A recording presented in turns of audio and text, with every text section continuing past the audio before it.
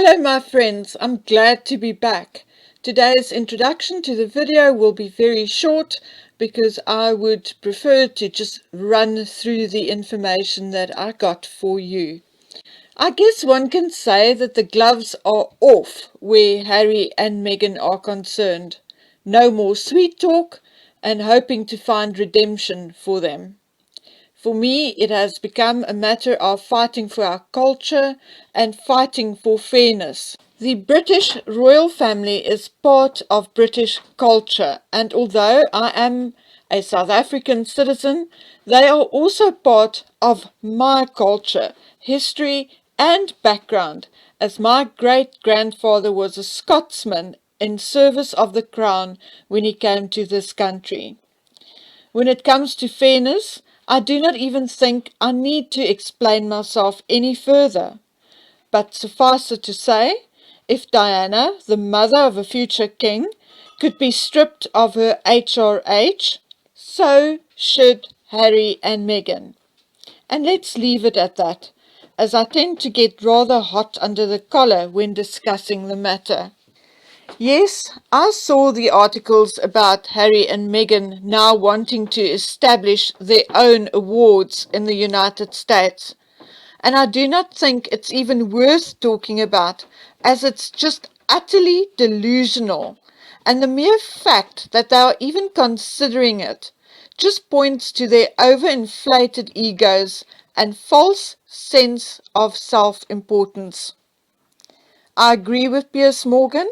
While Prince William and Catherine are behaving impeccably and bringing a bit of hope, smiles and love to the people, Meghan and Harry are merely continuing to spew their bullshittery via their PR and the media, and it's becoming nauseating. While Catherine, Camilla and Sophie have joined an organisation where they provide support to the elderly during the COVID lockdown by making personal phone calls, Meghan is writing essays all about herself and her political views in a newspaper. Go figure. And while Harry wants us all to become raindrops, his brother is actually boots on the ground and putting his money where his mouth is via the Earthshot prize. Now that I've finished my rant, and before I carry on with the rest of the video, I just want to refer my subscribers to Yankee Wally's community page. The link will be in the description box below. You will find a copy of a letter drafted by Harry Markle there. I'm asking my subscribers to please consider either using that letter or draft your own, and to support us in calling on the Queen to remove the Duke and Duchess of Sussex titles and to strip them of their positions as President and Vice President of the Commonwealth Trust. I also wish to reiterate that you do not have to be a British citizen. You can adapt the letter to suit your location or use the address and write your own.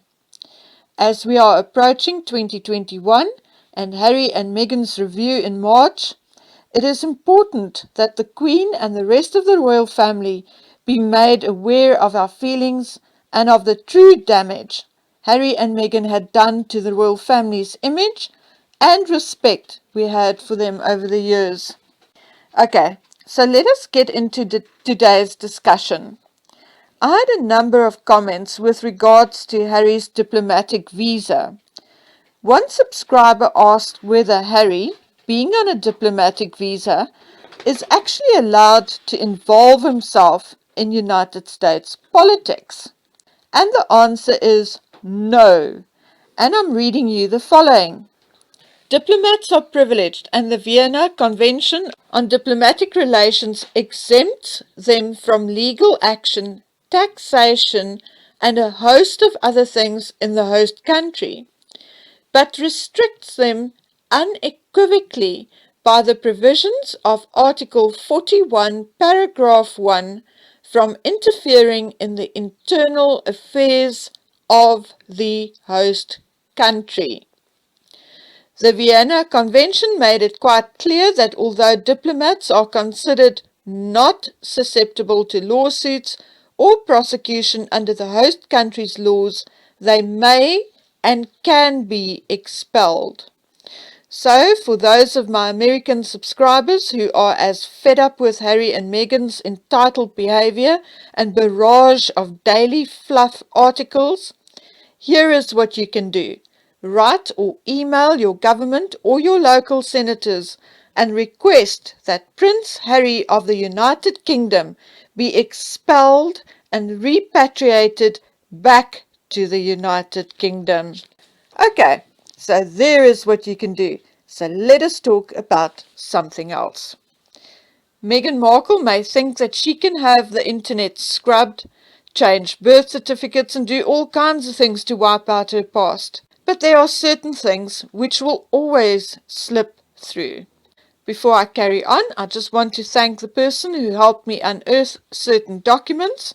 You are fantastic, clever, and so hardworking, and it is an absolute pleasure having you on our side. In all this paperwork, I discovered a few interesting facts. I have not yet had time to digest what it all means, but as we are working and digging, I thought it may be best to put what we have to you and in so doing keep the information safe. So the first thing I noticed was that Rachel Meghan Markle's Social Security number was issued in 1987 in California.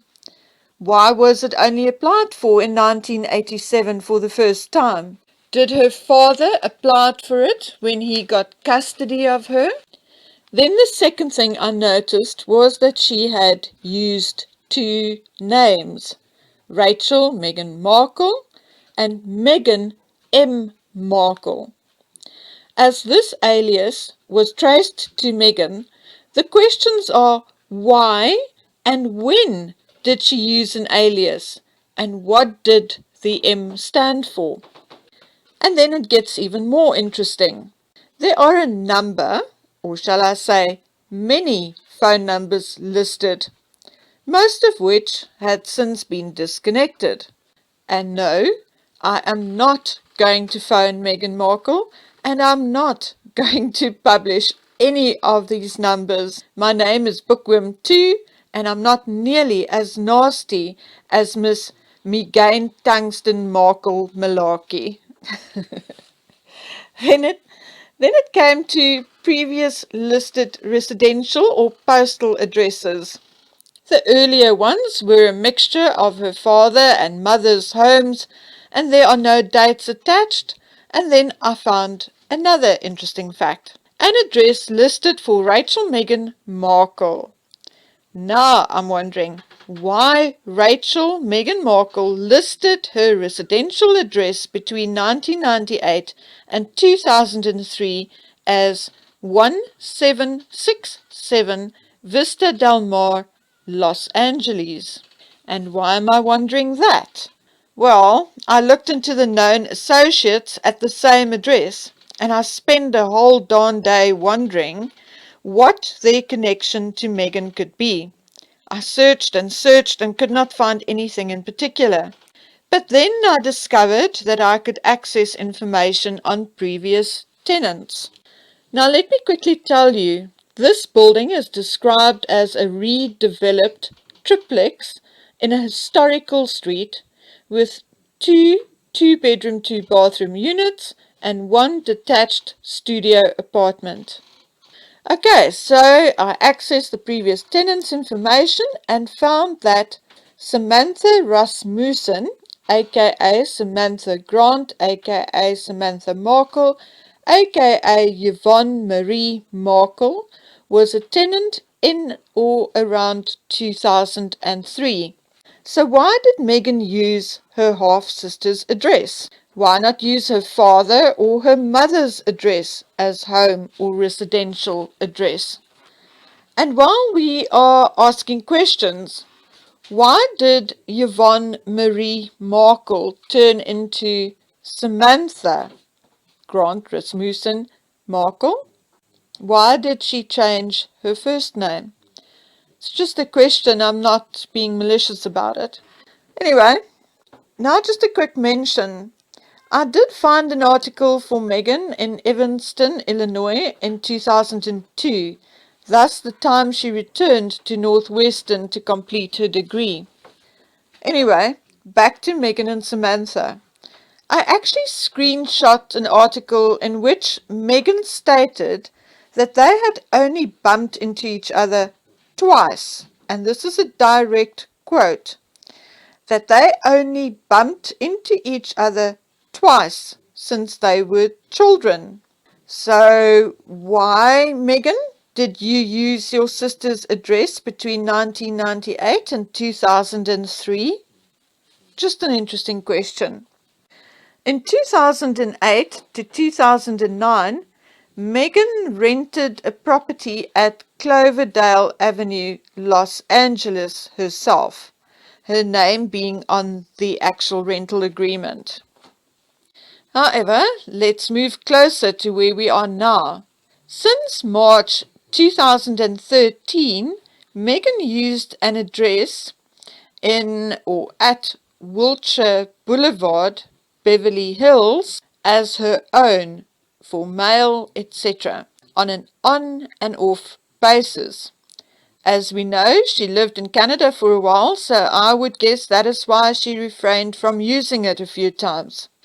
What is interesting is that it is given as a current address, and also, now listen carefully, and also the address where a vehicle currently registered in her name, an Audi Q5, is registered at. So who or what is at Wilshire Boulevard, Beverly Hills? I'm not giving the exact number. I don't want a horde of people going and standing waiting in front of this address for Meghan. Anyway, so who or what is at Wilshire Boulevard, Beverly Hills, and what is their connection to Meghan Markle? Well, this particular building has 14 tenants, some residential and some commercial. The only tenant which stands out to me as having a possible connection to Meghan Markle is Freemark Financial LLP, and it describes itself as follows. Freemark Financial LLP has established itself as a prominent wealth and business management firm for individuals as well as their companies in the television, film, music production, and publishing industries. Partners Andrew K. Meyer and Steves A. Rodriguez are both certified public accountants. And then as I googled Freemark Financial LLP and Andrew K. Meyer, I actually did find connections to Meghan, and I'm actually posting the piece that I found here. You can enlarge your screen and read it for yourselves. I should have found it before I went to all the trouble to actually go look for it myself, but nonetheless. The reports give quite a bit of other information like social media presence, including Wikipedia, and interestingly, Facebook. I tried to access the Facebook page, but it is anonymous in the link, locked, and by invite only. So fine. There's another link that interested me though, namely one on vk.com, which I did manage to access, and guess what? It is all in Russian.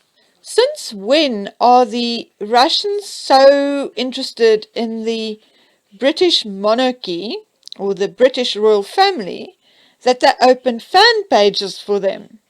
Is this an item I should have added to one of my videos in which I questioned the sudden Russian connection, perhaps? There are also something like 6 email addresses linked to Rachel Meghan Markle or Meghan Markle. And yes, one day when I'm really bored, I'll try those email addresses and see whether I get some reply from any of them. I'm going to leave you with this information while we do some more deep diving into the Harkles, their associates, families, and activities. Having said all that, I'm wondering whether Harry, as he files yet another lawsuit, the sixth one in 1 year for the couple, whether he will ever stop to think and realize that the longer they pretend that they are still royal, the more time we will have to discuss and look into them. And I'm afraid that the picture we are getting is not exactly a pretty one. So tomorrow I have a million things to do, one of which is renewing my driver's license.